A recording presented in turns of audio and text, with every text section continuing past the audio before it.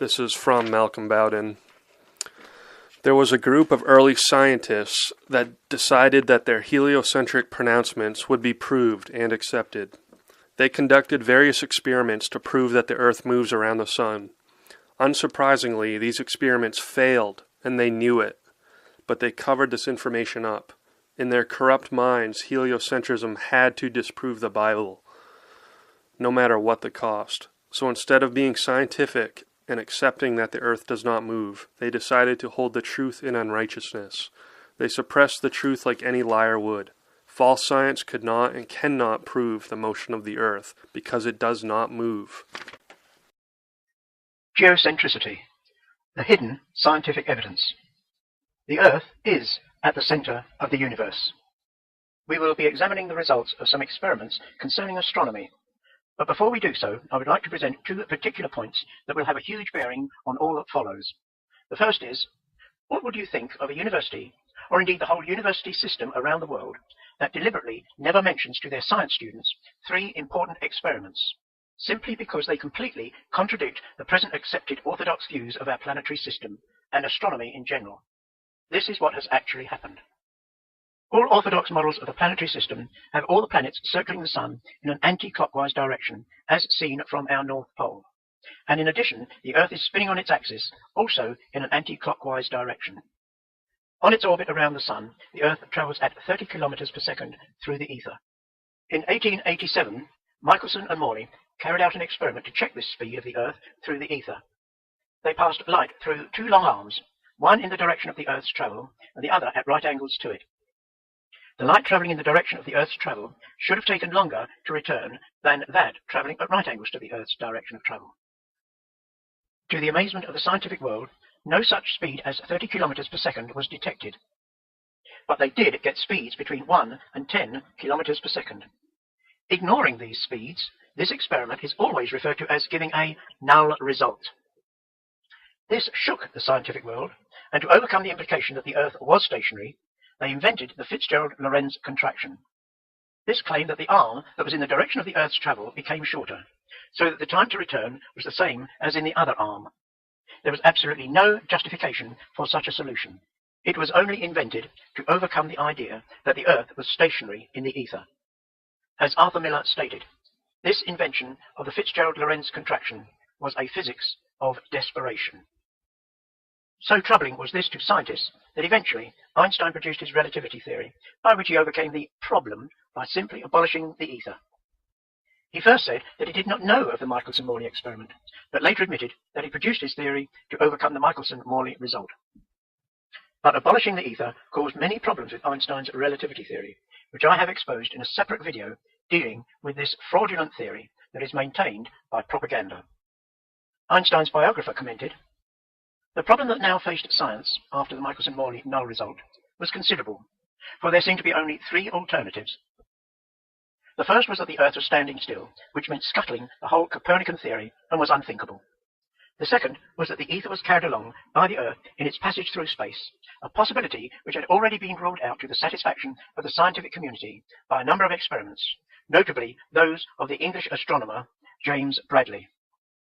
The third solution was that the ether simply did not exist, which to many 19th century scientists was equivalent to scrapping current views of light, electricity, and magnetism and starting again." Notice that the last two possibilities are quite different from the first one. The first possibility is rejected not because there was any scientific result that contradicted it.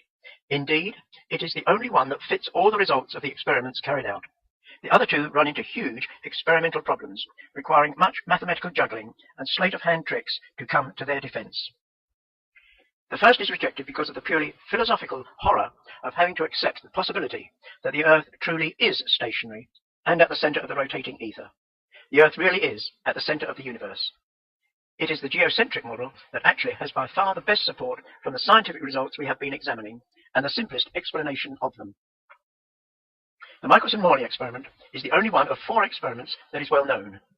The other 3 experiments never taught are: 1. The Michelson-Gale experiment that showed that the ether was passing across the surface of the Earth once every 24 hours. 2. Airy's failure experiment proved that it was the moving starlight carried by the rotating ether that was passing across the stationary Earth. 3. the Sagnac experiment that proved there was an ether, thus demolishing relativity theory. I have made separate videos giving more detailed explanations of the last two. Genesis chapter 1 verse 1 states, "In the beginning God created the heavens and the earth." Thus the earth was created on the very first day of creation. Yet verse 14 says that the stars, sun and moon were not created until the fourth day. This raises the important question, what was the earth circling for 3 days before the sun was created on the fourth day? Did God have to give the earth a shove to get it moving round the sun? Surely not. He would have no problem in embedding the sun in the already rotating dense ether. So to summarize, the Michelson-Morley experiment showed that the earth was not going round the sun. The Sagnac experiment showed that the ether did exist, thus demolishing relativity. The Michelson-Gale experiment showed that the ether was passing across the earth's surface once every 24 hours, and Airy's failure proved it was the earth that was stationary and the ether was travelling around us.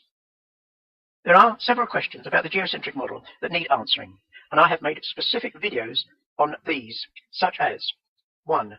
The orrery, demonstrating that the mechanical orrery proves that the relationships between the Earth, Sun, planets and moons are all identical in both the heliocentric and the geocentric models. So you cannot prove either model from just observing the planetary system. 2.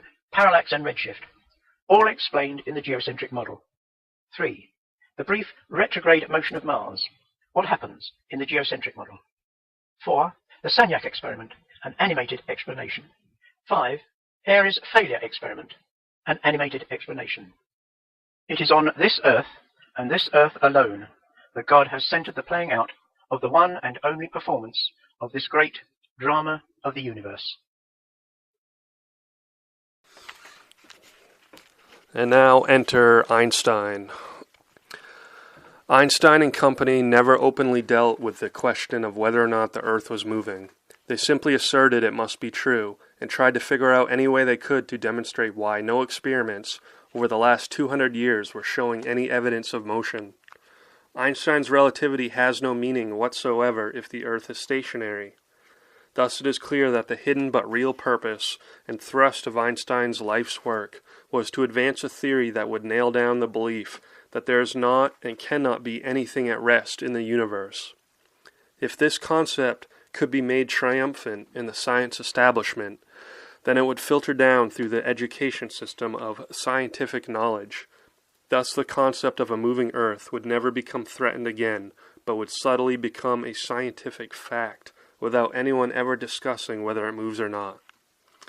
If nothing can be at rest in the universe, then the earth must be moving. Implanting this concept as a means of forever preventing a return to Bible geocentricity is the true and only real purpose of relativity theory.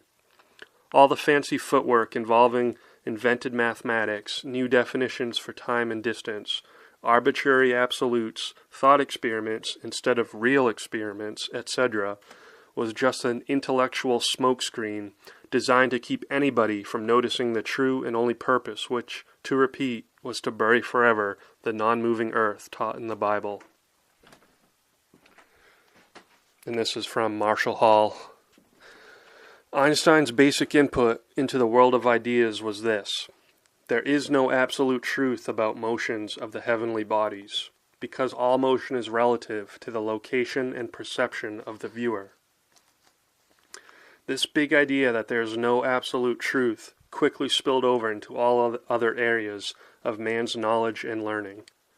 Truth was now whatever you, the observer, want to make it. Though the fact that the Michelson-Morley experiments, and all others, demonstrated a motionless earth, such a conclusion could not even be considered by the leading scientists of the day. Rather, any way out, however perverse, illogical, and just plain crazy it might be, was the object of their frantic search during those years, and the reason for the worshipful praise showered upon Einstein's theory of relativity. However, the most important point is this: Einstein's special theory of relativity in no way, shape, or form proved that the earth was moving. This monumental farce has all but given the coup de grace to mankind's God-given ability to reason logically and to insist that known facts take precedence over unverifiable hypotheses which contradict them. And these are some videos on falsifying Einstein and the experiments that the space program tried to use to prove relativity.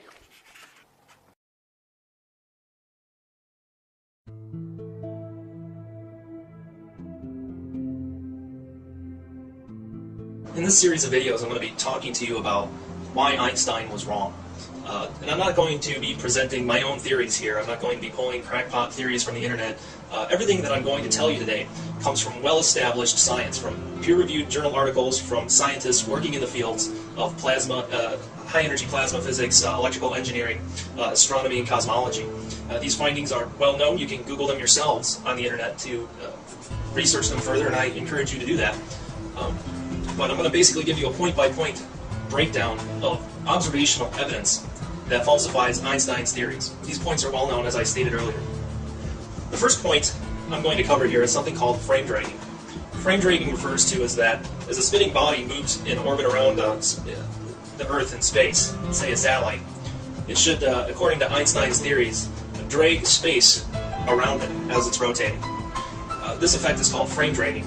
And in fact, many satellites have attempted to look for this effect of frame dragging predicted by Einstein's version of relativity. The most famous of which was a satellite called Gravity Probe B. Gravity Probe B had very sophisticated, very sensitive floating gyroscopes within it that could detect this anomalous frame dragging, supposedly. Gravity Probe B, I believe, cost nearly $1 billion of taxpayers' money to put up and fund and for the research program, the research side of it that eventually looked at the numbers. And as I said earlier, numerous satellites had attempted to look for this before Gravity Probe B, and all of them turned up null results. Gravity Probe B itself turned up a null result. When the final research was finished, when the data was accumulated from the satellite, when scientists looked at the data, the raw data showed no evidence of any frame dragging whatsoever. The scientists hashed and rehashed the data over and over and over again, and they still could not find any evidence of frame dragging. And finally what they did was they washed the data through a model to remove supposed static buildup errors from the gyroscope readings.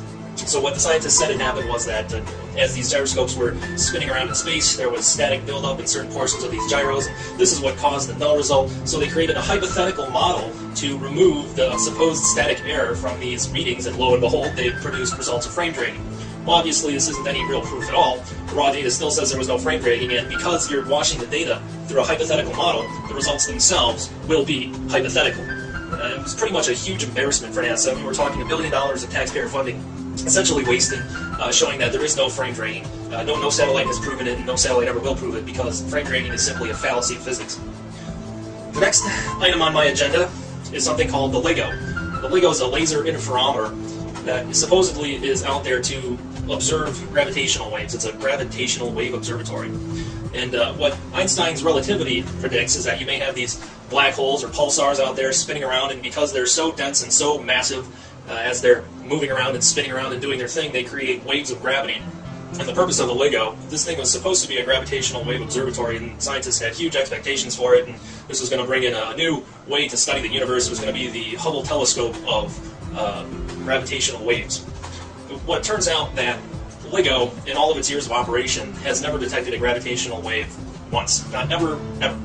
That is because gravitational waves don't exist. They're a fallacy of physics. They can't occur. And any rational person thinking about it would come to the same conclusion, that you can't bend nothing and expect nothing to impart force on something, which is what Einstein's relativity revolves around. So here we have two primary falsifying observations of Einstein's theory of relativity. These are predicted values that did not turn out the way they should have. And scientists know full well that the satellite and the LIGO failing is basically direct primary falsifying evidence of Einstein's version of relativity. We move further. I'm not done yet. We're just getting warmed up here. We have something called the CDMS project. The CDMS project is supposedly a dark matter observatory.